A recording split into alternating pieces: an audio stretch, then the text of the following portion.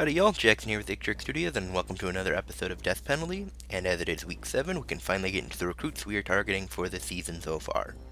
First up, we have defensive end Roosevelt Pearson. He's a 6'5", 255-pound run stopper out of San Jacinto, California. He's a 3-star prospect and the 122nd overall defensive end. Now we have another defensive end in Mark Johnson. He's a 6'6", 267-pound pass rusher, hailing from Williamston, North Carolina. He's a 2-star prospect and the 139th overall defensive end. After that, we have Demetrius Hill. He's a 6'3", 255-pound 3-star balanced defensive end from Fort Scott, Kansas. He is 2 slots lower than our top defensive end prospect, coming in at the 124th recruit at the position. Next up is defensive tackle Steven Swan. He's a 6'5", 282-pound run stopper out of Apple Valley, California. He's a 2-star caliber prospect, ranking 124th in the class. Moving off the ball, we now have outside linebacker Nick McDonald. He is a 6'7", 228-pound JUCO transfer out of our very own Moscow, Idaho. He's a 1-star run stopper, ranking 197th. Staying at outside linebacker, we have Caleb Harris. He's a run stopper who measures at 6'3", 207 pounds. He's a 3-star prospect and ranks 92nd in the class. Moving inside, we have 6', 224-pound run stopping inside linebacker TJ Posey. He hails from Gadsden, Alabama, and is a 3-star prospect and 87th ranked in the class. Now we head out to defensive backs, where we have cornerback Matt Reese. He's a 5'11", 165-pound corner out of Sarasota Springs, Florida, where he's a 2-star prospect and ranks 128th in the position. Staying at corner, we have 2-star prospect Ben Wilson. He is a 6'4", 177-pound balanced corner from Blue Island, Illinois, who ranks 141st in the class. Moving up the field to free safety, we have Eric Hubbard from Rendon, Texas. He's a 6'1", 191-pound 2-star balanced free safety who ranks 71st in the class. Lastly, we move to strong safety, and our top target, 4-star Dylan Sumner Gardner out of Mesquite, Texas. He is a 6'2", 197-pound hard hitter who is the 8th ranked strong safety in the class. With the recruits out of the way, let's hop into our first game of the week against also winless Texas State. Roll the hype video.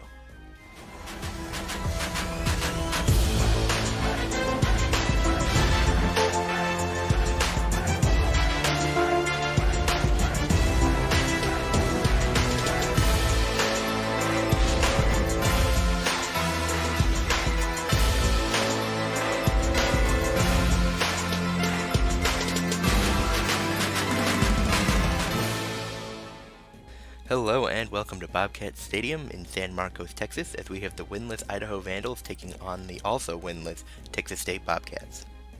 Idaho would get the ball to begin the game, and Terrence Mills would take this read option for the first. He'd then take another one, taking it for more, getting across midfield for 23. After a 2-yard loss on first, they'd run another triple option, but Mills' pitchback is off the mark and is scooped up by Jared Jeter Gilman and is returned all the way back for the Bobcats touchdown. The Bobcats would force a defensive stop and look to get things settled on offense, giving the ball to Terrence Franks, who take it right, flip through some wimpy tacklers, and take it all the way to the house for a 61-yard touchdown. Down 14 early, the Vandals need to get themselves together, as Mills takes his read option for 11. Nathan Moore would then get the handoff on the next play, and he'd take it up the middle for 14. They'd then go right back at it with him for 5.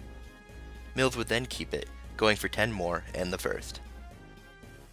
Then after only a 2-yard pickup on first, they'd go right back at it with Moore, who'd take it up the middle for 9. He'd then get it again on the next play, going up the middle for 12.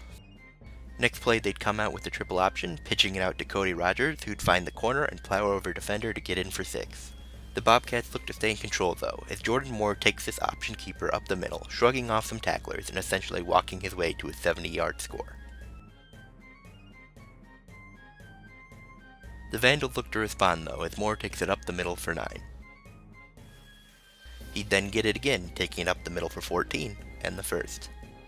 After a loss of 7 over the next 2 downs, Lee Washington would come in to pass, and he would hit Elgin Morris for 29, and the first. Mills would then come back in on 3rd and inches, taking this keeper for 12, bringing it inside the 10. On 1st and goal, Moore would take this handoff up the middle to bring the deficit back to 7. After a quick defensive stop on defense, the Vandals look to drive for the tie to start the second half, as Mills takes this keeper for 5. Moore would then take this up the middle for 12, and the first. After a 2-yard pickup on first, Mills would then take this keeper for the first. Now faced with a 3rd and 6, Moore would take this handoff up the middle for 9. Then they'd come right back with a triple option, pitching the ball out to Adam Miles, who'd turn the corner and pick up 9. Mills would then take this option keeper inside the red zone. After a 3-yard loss on first, Moore would then get the rock and power his way forward to the 5. He'd then get it again and find his way into the end zone to knot things up at 21. The Vandals now have the opportunity to take the lead with good field position as Miles takes this pitch out for 8. Miles would then take this keeper across the line to move the chains. Now faced with a 3rd and short, Moore would take it up the middle and drive himself to the 5. Miles would then get this pitch out and find the corner, taking it in for the Vandal lead. Texas State now looks to end its scoring drought as Franks takes this up the middle for a big gain, getting across midfield.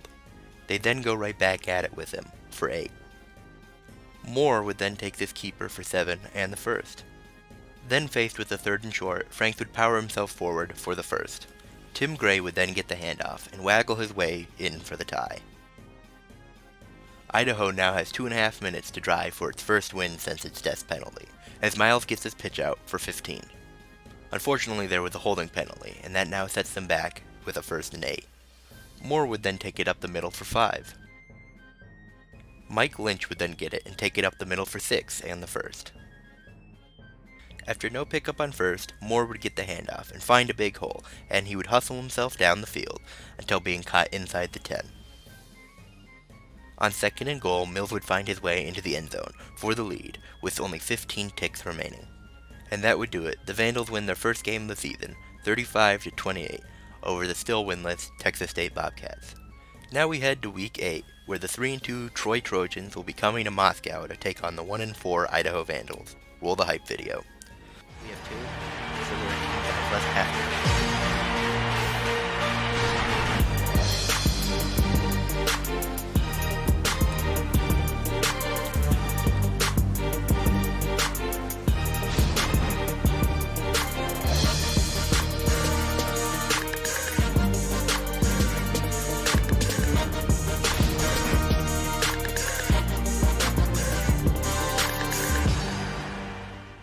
Hello and welcome to the Kibbe Dome in Moscow, Idaho, as the Troy Trojans take on the Idaho Vandals. Troy would get a quick defensive stop, and Dallas Tidwell would find K.D. Edenfield over the middle for a 1st down. Then on 2nd and 7, he'd hit Jalen Harris on a wide receiver screen, who'd turn upfield and pick up the first. Now on 3rd and 3, they'd give the ball to Kerry Franklin, who'd drive up the middle for another 1st down. Then Braden Burks would get the ball, and he'd shed a couple tackles as he would find his way into the end zone for an early lead. Despite a good punt return after a Trojan stop, they now face a 3rd and long, but Tidwell will hit Burks on a screen, who'd make a tackler miss as he makes it all the way to the Vandal 25. The Vandal defense would then finally tighten, forcing this 53-yard field goal attempt that would fall short. After another defensive stop, the Trojans have the ball, and they'd hand it off to Burks yet again. He'd take it right up the middle into a big opening before being dragged down by the very last defender. They'd then go right back to the pass game as Tidwell would hit a wide open Burks out of the backfield, who'd turn upfield and pick up the first. Burks would then take it up the middle again for another 1st. Tidwell in the gun would drop back before throwing a strike to Brandon Brooks, who'd find his way inside the 5. On 1st and goal, Tidwell would option pitch out to Michael Lindsey, who'd find his way into the end zone. To start the second, Lee Washington looks to jumpstart the Vandal offense, but his pass would be picked off by Dimitri Miles, who scampers his way to the Idaho 15. Tidwell looks to capitalize off the field position, making a defender miss on the read option before driving towards the end zone and meeting a defender, causing him to cough up the football, returning it to the Vandals. Unfortunately, it would go nowhere for the Vandals, and they'd be forced to punt, and B.J. Chitty would return this short punt to the 27. The defense would hold, though, forcing this Trojan field goal. Though they'd get the ball back quick and with good field position yet again, as Tidwell finds Chitty for 5. Burks would then get the handoff, bouncing it out left for a huge gain. Unfortunately, it would be negated by a clipping, setting the offense back. Faced with a 3rd and 7, a stingent defense would force Tidwell to hit Clark Quisenberry for only 3, bringing up 4th down. They'd have to settle for 3, but unfortunately would actually end up with 0, as the kick bounces off the crossbar. The Vandals finally look to get things going as Nathan Moore takes his jet sweep for 14. The offense now comes out under center as Terrence Mills takes his triple option for 9. They'd then come out in the flex bone, and Mills would pitch it out to Mike Lynch, picking up the first down.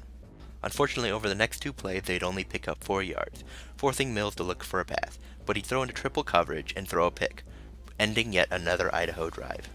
Luckily, their defense would get another stop, but they'd be faced with an early 3rd down, but Mills would take this option keeper right and find a big hole, and he'd hustle himself down to the Troy 25. Now faced with a 3rd and 1, Mills would keep it on a sneak and manage to pick up 7. He'd then come back at it with an option keeper, but would pick up no gain. However, he would be dragged down by the face mask, giving the Vandals a 1st and goal. After a loss on 1st, Mills would look to pass, before rolling right and choosing to scramble towards the end zone, before being stopped at the goal line. They then go back to the quarterback sneak, but he'd be stuffed at the goal line. Mills, however, would not be denied, and he'd get across the goal line on 4th down. The Trojans, however, would add another field goal on their final drive, ending the Vandals' win streak at 1, with a comfortable 20-7 victory. The Vandals now head to take on the 3rd-ranked points defense in the country in Louisiana. Let's just say my hopes aren't high. Roll the hype video.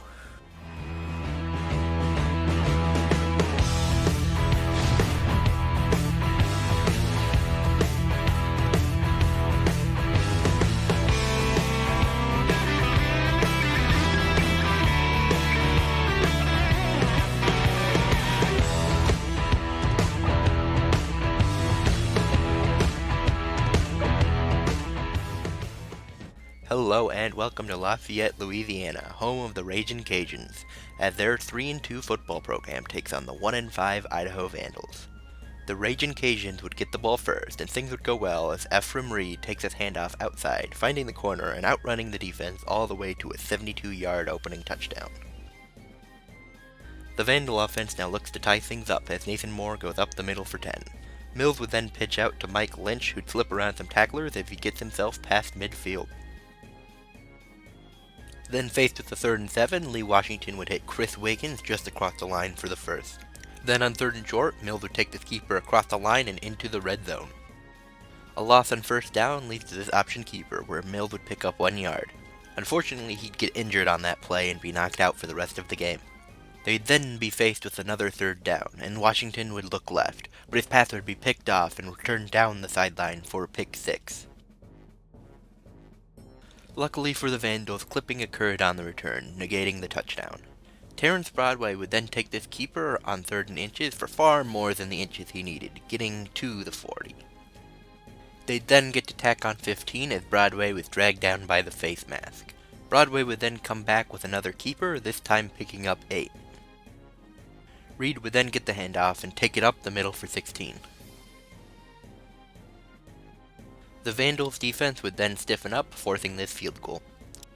The Vandals would come back swinging though, as Moore takes this up the middle for 16 yards of his own. He'd then take another up the middle for 8. He'd then get again, this time getting across the line for the 1st. Faced with a 3rd and inches, backup running quarterback Ronnie Alston would take this across the line for the 1st. Again faced with the 3rd, Washington would look deep, and though he'd have an open receiver, he would misplace the pass. On 4th down, though, Washington's pass would be on target to Cedric Henderson, and he'd turn upfield to get to the 15. Then on another 3rd and very short, Alston would get the 1st on a quarterback sneak. After a loss on 1st down, Washington would find Todd Cronin over the middle for the touchdown. The Vandals would get the ball to start the second half, and on 2nd down, Washington would pitch out to Lynch in the open field, who'd gallop his way down to the Louisiana 30. On 3rd and 6, though, Moore would get the handoff but come up short. They'd go for it on 4th down, though, and Moore would find an opening, getting inside the 10. Faced with another 3rd, Alston would look to score on the keeper, but to be stopped inches short. On 4th down, they'd try an outside run, but they'd be stopped well short of the goal line, turning it over on downs. Louisiana would run to try to get out of the shadow of their own end zone, but as Reed was hit while hurdling a tackle, he'd lose possession of the football, and Idaho would recover. Moore would then get the handoff in 1st and goal, and he'd go right up the middle and across the goal line for the lead. Louisiana now looks to reclaim the lead, as Broadway finds James Butler over the middle for 8. Reed would then go up the middle for the 1st. Broadway would then get a clean pocket before finding LaMarcus Allen on the sideline, who turned upfield and just run, and he'd make it all the way to inside the Vandal 10. Broadway would then take this read option into the end zone to reclaim the Louisiana lead. They then get the ball back quickly and look to expand their lead, as Reed takes his handoff up the middle for 14. Broadway would then hit Scott Austin on the screen, who'd break a couple tackles and waltz his way into the end zone. Now down 10 in the fourth, the Vandals need to get moving, so Washington would look over the middle with a pass, but it would be picked off, ending any shot of a comeback. Louisiana would add another score off the turnover, as they claim victory, 31-14. Thank you for watching this episode of Death Penalty. I hope you enjoyed it. If you did, please leave a like. If you did not, feel free to leave a dislike. Drop a subscription if you have not already. And I will see you next week with another episode. Thank you again for watching. Bye.